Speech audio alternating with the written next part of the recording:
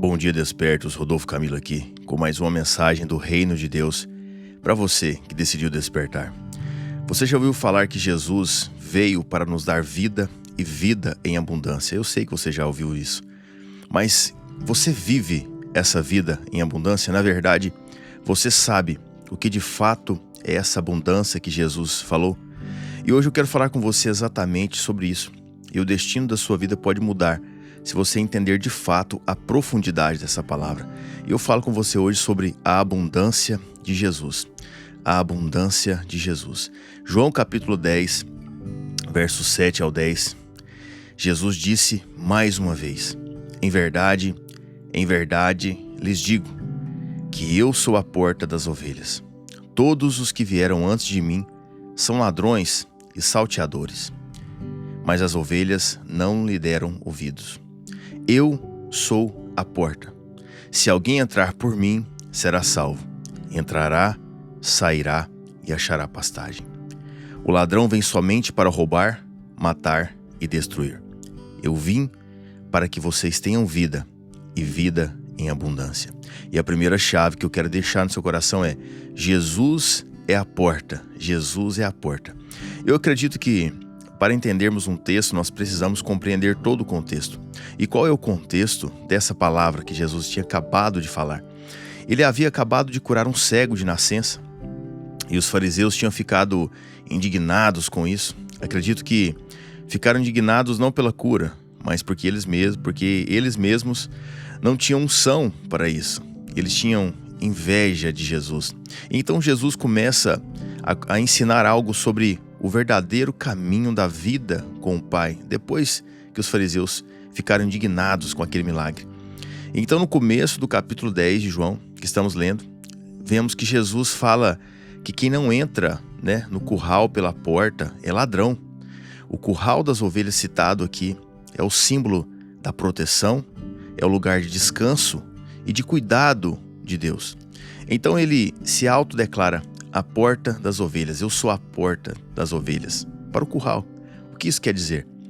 Quer dizer que o nosso caminho, como filhos, para proteção, descanso e cuidado em Deus é Jesus. Não a doutrina humana, não as regras, mas sim Jesus, puro e simples. Ele é a porta para entrarmos no descanso, no cuidado e na proteção de Deus. Por isso a Bíblia diz em Salmo 91, aquele que habita no esconderijo do Altíssimo e descansa à sombra do Onipotente diz ao Senhor: Tu és o meu refúgio e a minha fortaleza, o meu Deus em quem confio. Jesus, então, é a porta para esse esconderijo. Não conseguimos entrar na fortaleza do Altíssimo sem ser pela porta. E Jesus deixa claro: todos os que vieram antes de mim são ladrões e salteadores. Por quê? Porque eles não revelaram para o povo um pai, mas sim um Deus, na verdade, um chefe. Já Jesus não. Ele veio e revelou ao mundo o Pai, a paternidade de Deus. Por isso ele disse em outra ocasião: ninguém vem ao Pai senão por mim. Então entenda isso. Conecte os pontos da palavra de Deus. Só há um caminho para o reino dos céus. Há um só caminho para Deus, para o nosso Pai. E esse caminho é Jesus. A porta para esse caminho, a porta desse esconderijo é Jesus. O ser humano tem um instinto de complicar mais as coisas, sabe? Para parecer que são mais valiosas, mais atrativas, que são diferentes. Mas o Evangelho de Deus é simples. Então olhe para Jesus e encontre Deus. Veja em Jesus a forma correta de se viver, de ser e de se manifestar aqui nessa terra. Ele é a porta, e como a palavra diz em outra ocasião, que a porta é estreita, lembra? Isso significa que tem que se ter uma decisão para passar por ela. Mas entenda algo: essa porta está sempre aberta para mim e para você. E ela está aberta para você hoje. Talvez alguma coisa esfriou seu coração, talvez você está aí na porta, mas não do lado certo, talvez só está perto dela. Eu te convido a entrar. Há uma nova vida do outro lado. Entre por Jesus e viva esse caminho de cuidado, de proteção, sabe? De Deus. Deus quer cuidar de você. Segunda chave que eu quero deixar no seu coração: em Jesus há liberdade. Em Jesus há liberdade. Ele diz: eu sou a porta, se alguém entrar por mim, será salvo. Entrará, sairá e achará pastagem. Veja isso, quando Jesus diz entrará, sairá e achará pastagem, ele nos ensina que nele há uma liberdade. Nós não somos presos, mas somos guiados, protegidos, cuidados.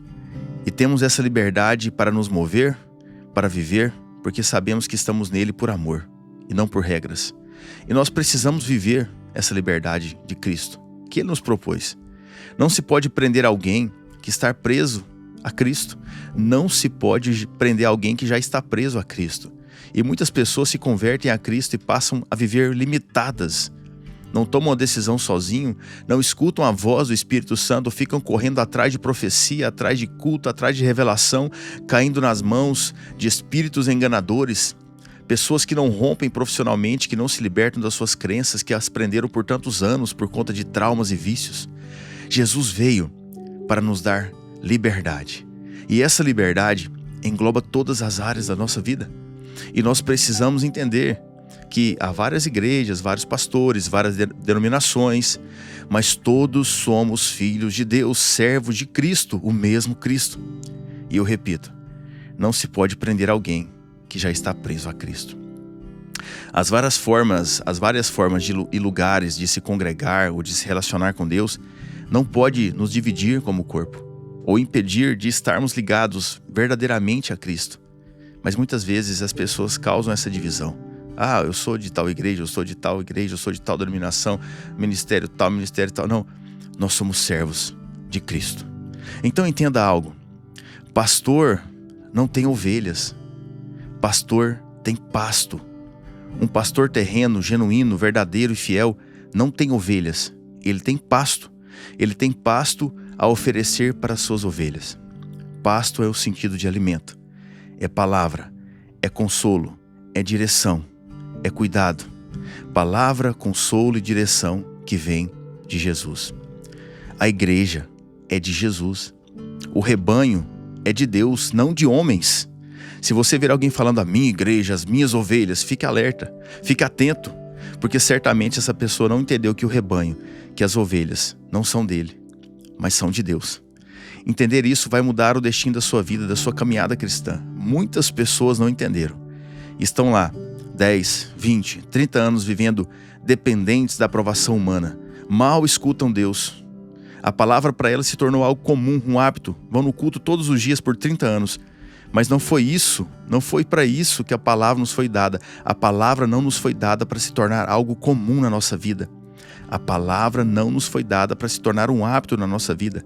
A palavra foi dada para nos incendiar todos os dias, para trazer luz aos nossos olhos e fogo ao nosso coração. Entende isso? Por isso é tão importante não nos acostumarmos com culto, com rito, com a palavra, porque tudo que se torna costume perde dentro de nós o brilho, a chama. Então não se acostume. Procure sempre algo mais. Tudo que ouvimos então tem que despertar em nós uma ação, uma direção. Essa é a cultura do reino de Deus. Vive essa liberdade, deixe o Espírito Santo te incendiar aí dentro, para você chorar de novo na presença de Deus, para você descobrir novas coisas na palavra de Deus. Não se acostume, se lance. Terceira e última chave para encerrarmos. A abundância não é ter muito, é ter sempre. Abundância não é ter muito, é ter sempre. Jesus diz: o ladrão vem somente para roubar, matar e destruir. Eu vim para que tenham vida e vida em abundância. Jesus finaliza o seu discurso, a sua pregação, o seu ensino, a sua transferência de vida, fazendo um contraponto entre aqueles que queriam empurrar Deus através da doutrina, que são os fariseus, e ele, que é Jesus, que veio revelar o Pai. Ele faz esse contraponto. Agora veja, há algumas vertentes teológicas que defendem que Jesus falou isso sobre Satanás, que ele vem para matar, roubar e destruir, o nosso inimigo. Eu não discordo dessa linha. Esse é o modus operandi, a forma como Satanás opera. Ele vem para, sim, roubar, matar e destruir. Mas essa palavra específica, ela vem trazendo Jesus falando sobre a cegueira espiritual, sobre o autoritarismo da liderança religiosa que não tinha entendido o amor de Deus. E voltando um pouco na Bíblia, em João 9, nós vemos que os fariseus expulsaram o homem que tinha sido curado da cegueira. condenando o homem dizendo que ele era cheio de pecado. O que Jesus quer nos mostrar, então, quando ele fala que o ladrão vem para roubar, matar e destruir? E o que ele quer nos dizer com essa vida e abundância? Entenda algo. Satanás usa a religiosidade para agir na vida das pessoas em 3 níveis. Primeiro, roubar.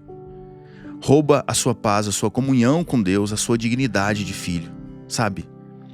Segundo, te matar. Do hebraico, a palavra tio, que é respirar pesado, ele torna a vida da pessoa pesada, a fim de matar no sentido físico. Entenda isso. Primeiro ele rouba, depois ele mata. E muitas pessoas não entendem isso. Depois ele destrói. Do hebraico, apolime, que significa destruir por completo, exclusão do reino de Deus, exclusão do reino do Messias. A morte espiritual e eterna. E muitas vezes, Satanás ele vai usar o emprego, ele vai usar a vida profissional, a ganância, ou então a vida religiosa para fazer isso, para roubar a paz, roubar a comunhão com Deus, enchendo a pessoa de serviço, sabe? Até na igreja. Enche a pessoa de serviço, a pessoa não tem tempo para cuidar de mais nada. E ele vai matando as pessoas aos poucos. E a pessoa acha que está fazendo para Deus. Então nós precisamos entender que a nossa primeira comunhão é com Deus. Nós precisamos nos relacionar com Deus todos os dias. Porque o único lugar que Satanás te respeita é na presença de Deus. Não é no serviço de Deus, é na presença de Deus. E aí Jesus vem e fala que vem para nos dar vida e vida em abundância.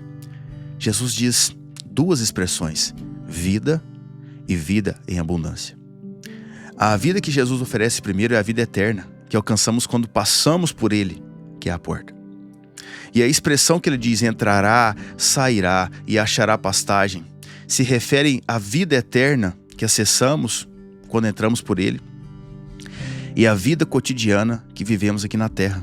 O que isso quer dizer? Você entra e você sai.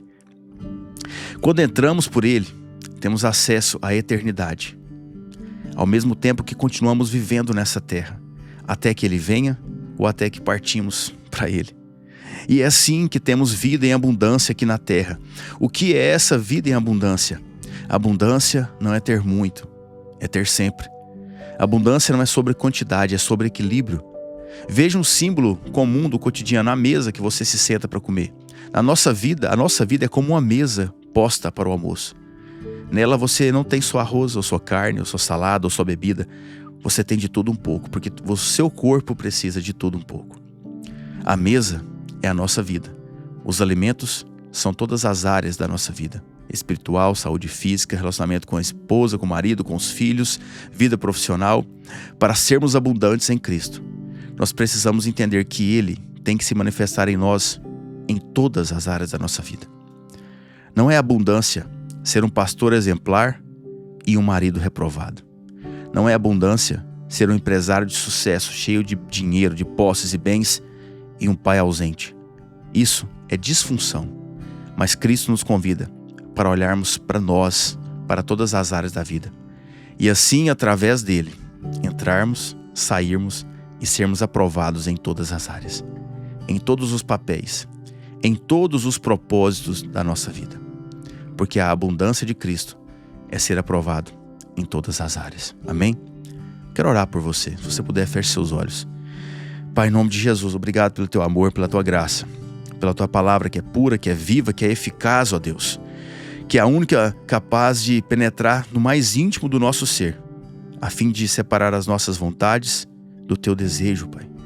Eu intercedo por essa pessoa que me escuta, para que ela tenha clareza, para compreender a profundidade dessa mensagem, para que ela consiga ser abundante, Pai, em Cristo, para que ela consiga ser aprovada em todas as áreas, Pai, para que ela consiga se manifestar o Senhor e o Teu reino em todas as áreas, Pai, em nome do Senhor Jesus, que ela entre e saia e viva a vida com o Senhor, a vida cotidiana, manifestando os princípios e as virtudes do reino do seu Pai. Esse é o meu desejo, em nome e para a honra e glória do Senhor Jesus. Amém e amém. Amém? Que Deus tire o peso que está sobre você hoje. Que Ele torne a sua vida leve. Que Ele te conduza por caminhos planos, iluminados, espaçosos. em nome de Jesus, amém? Esse é o meu desejo para você. E se você lembrou de alguém, convida essa pessoa, sabe, para entrar nesse movimento. Envia o link do grupo para ela, envia essa mensagem, desde que Deus faça o que precisa ser feito. A palavra já está aí, basta você deixar o rio correr através da sua vida, em nome de Jesus, amém? Eu espero você aqui amanhã e eu termino te lembrando: desperta, tu que dormes, e Cristo te iluminará.